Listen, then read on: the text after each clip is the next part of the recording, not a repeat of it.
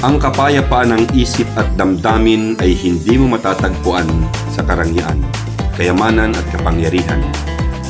Kung minsan pa ay ito ang nagiging dahilan ng komplikasyon at pagkabalisa, iyon ay kung ito ang mamahalin ng iyong puso.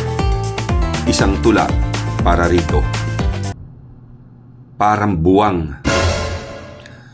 Ang gusto kong buhay ay simple lang sana. 100 anak at 10 asawa. May 5 katulong na mga artista, saka magagandang 3 masahista. 10 sasakyan lang ang hinahangad ko. 2 helikopter, 1 eroplano. 3 yating putit, 1 submarino. At saka kung pwede ay 1 UFO. Pangarap kong ito'y sa wakas natupad. Ang pamumuhay ko'y talagang umunlad. Doon ko na lamang di pala masaya kahit nakahiga sa sinakong pera. Hindi kasi ako basta makatulog kahit mamahalin ang unan ko't kumot. Kahit ang higaan ay balot na balot ng hiyas at gintong galing sa kurakot.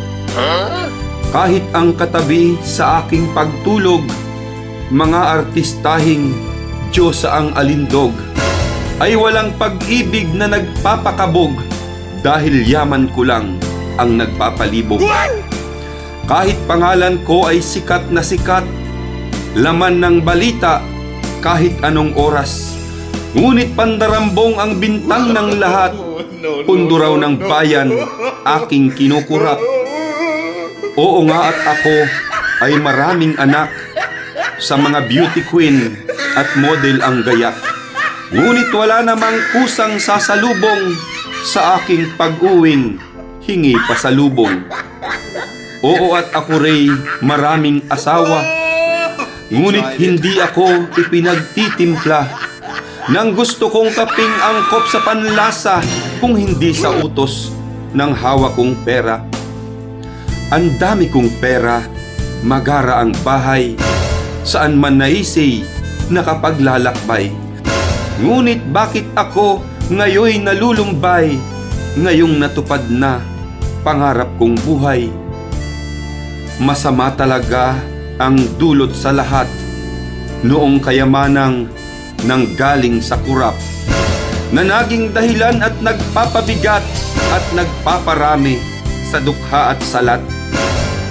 Ako'y kapito ko, maging ganun pa man, sa aking posisyon na inuupuan.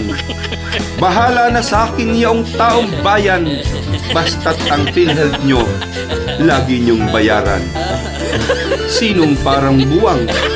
Ay di ikaw mismo, na naniniwala sa ulol na aso. At kapag ako pa ang iyong ibinuto, hindi ka lang buwang, sira pang ulo mo.